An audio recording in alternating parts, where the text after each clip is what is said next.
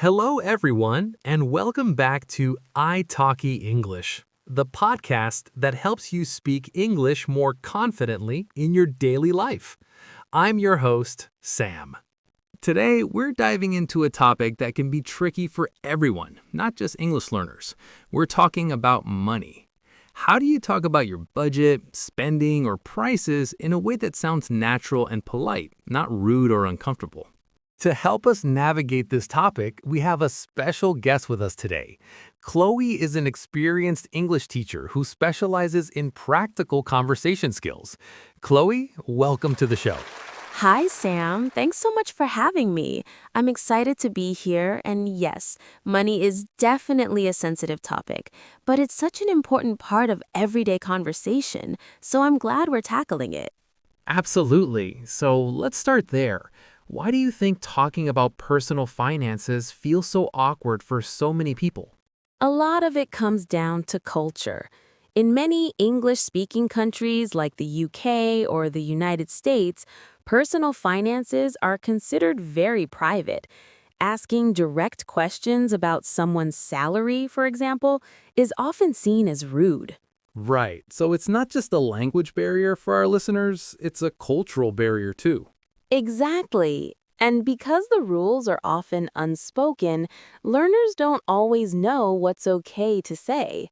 But the good news is, you don't need to share private details. You just need polite, indirect phrases that help you communicate clearly and set boundaries. That sounds like the perfect approach. So where should we begin? Let's start with a very common situation, talking about your budget.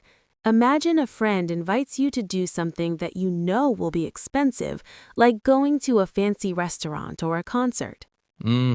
Happens all the time. You want to say no, but you don't want to hurt their feelings.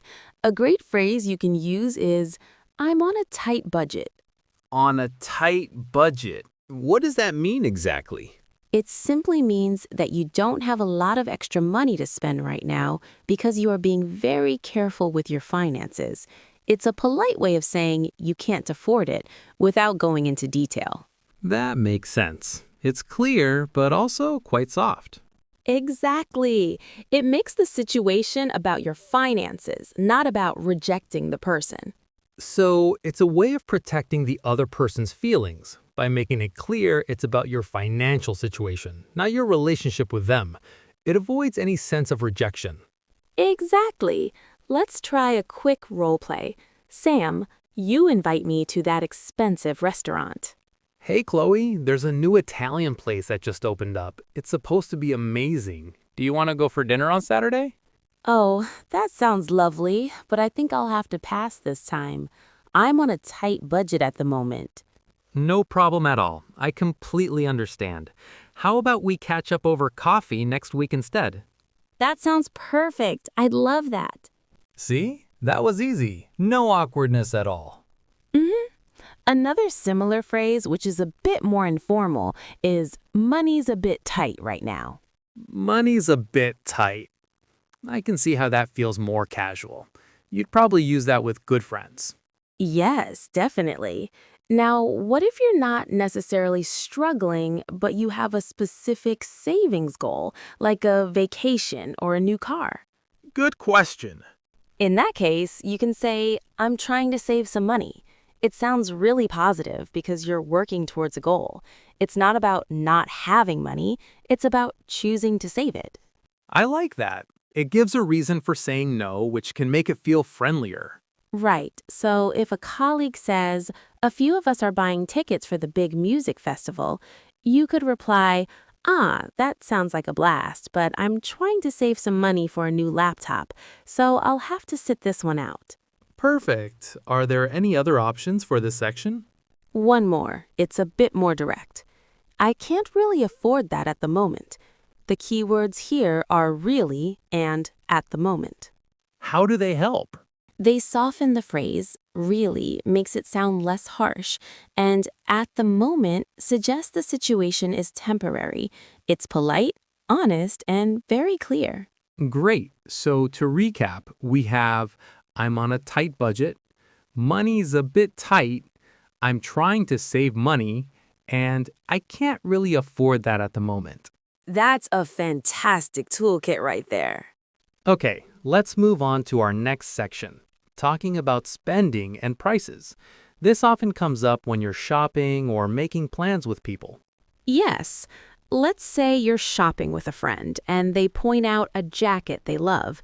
You look at the price tag and it's, wow, very high. What's a polite way to react? A brilliant, simple phrase is, that's a bit expensive for me. I'm noticing a pattern with that little word, bit. It seems very useful for being polite. It's a magic word in polite English. Saying, that's expensive can sound like a judgment, but saying, that's a bit expensive for me, makes it a personal statement about your own budget, not a criticism of the item or your friend's taste. That makes perfect sense.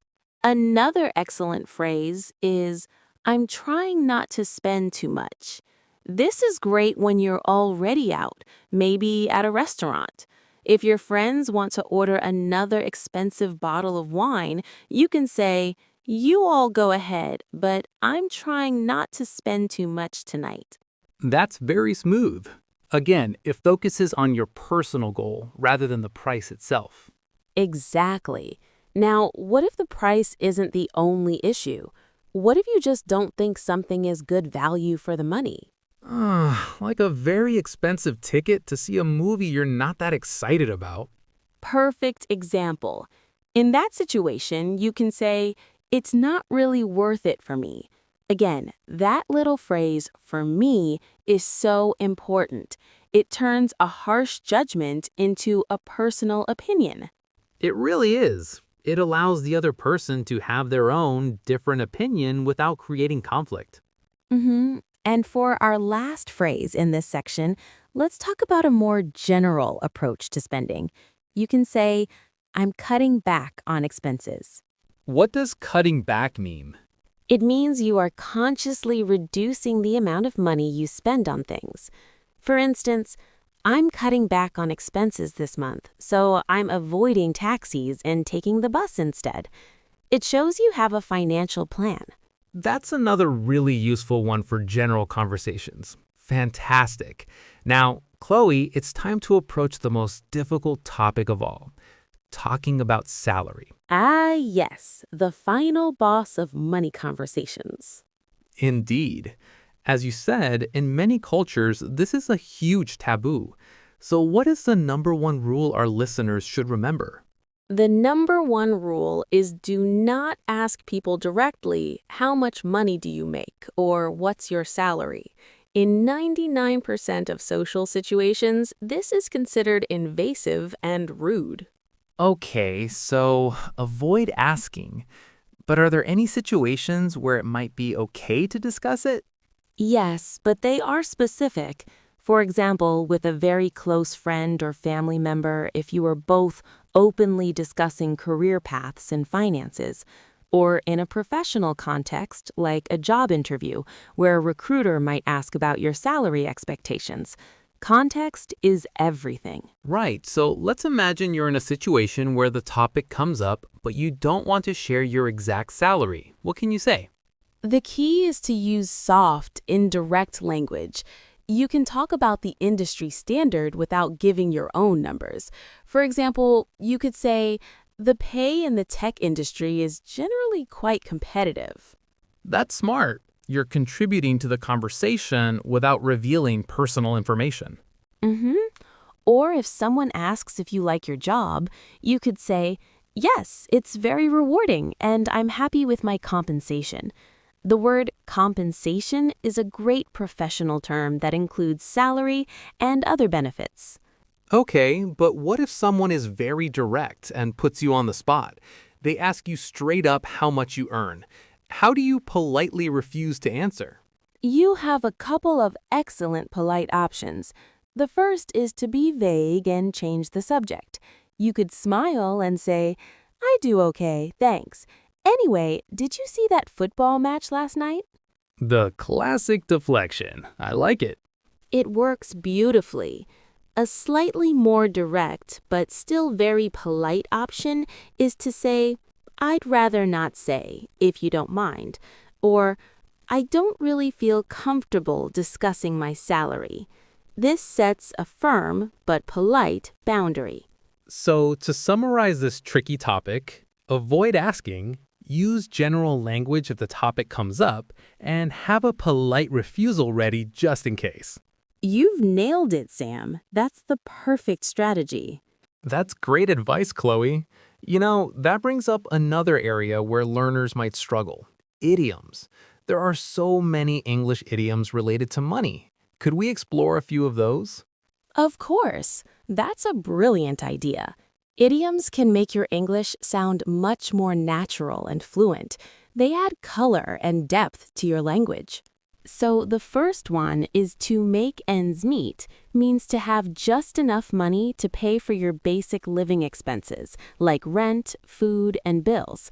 It implies that there isn't much, if any, money left over after these essential costs are covered. It sounds a little stressful, like you're just barely getting by. What about saving for a rainy day? That's a lovely visual idiom. So, saving for a rainy day means saving money for a time in the future when you might have an unexpected problem or need. The rainy day is a metaphor for a difficult time, like losing your job, having a medical emergency, or needing to pay for an urgent home repair. That's a very useful distinction. So, making ends meet is about the present, while saving for a rainy day is about preparing for the future. What's next on our idiom list? Let's move on to a related but slightly different idiom, a nest egg. A nest egg is a sum of money that you have saved up for a specific, important purpose in the future, especially for retirement. The image is of a bird carefully keeping its eggs in a nest for the future. So, that's different from a rainy day fund. A nest egg sounds more like a long-term, planned saving goal, like for buying a house or retiring. Exactly. It's for a specific, often happy, long-term goal. For instance, you could say, they've been adding to their nest egg for years, hoping to buy a holiday home when they retire. I see. So, a nest egg has a more positive and planned feeling to it. Okay, let's move to one that sounds a bit more dramatic. Break the bank. Yes, to break the bank means to be very expensive, to cost all of your money. It's most often used in the negative, to say that something is affordable. For example, a friend might ask if you want to go to a new cafe, and you could say, "Sure, it's just a coffee, it won't break the bank." So, it's a good way to say something is reasonably priced. How about our final idiom? You mentioned to be in the red. That's right.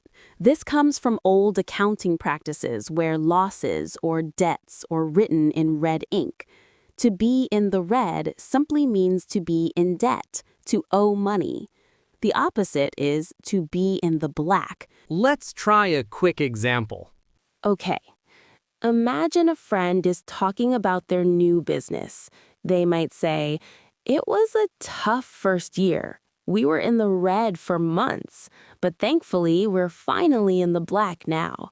That makes it very clear. So, we have make ends meet, save for a rainy day, a nest egg, break the bank, and to be in the red. That's an amazing set of tools for our listeners. Absolutely. And they add so much color to your vocabulary, helping you sound more natural. This has been incredibly helpful, Chloe. We've covered polite phrases for talking about budgets, spending, and even the tricky topic of salary, plus a fantastic list of idioms. I think our listeners will feel much more confident now. I'm so glad. If I can leave our listeners with one final thought, it's that being polite is your most powerful tool. Using softeners like a bit, at the moment, and for me, makes all the difference. It's not about hiding or being dishonest, it's about being respectful of cultural norms and personal privacy. Thank you so much for joining us, Chloe. It was my absolute pleasure. Thanks for having me. And to all our listeners, thank you for tuning in. If this episode helped you, don't forget to like, subscribe, and share I Talkie English. Keep practicing, and we'll see you in the next episode.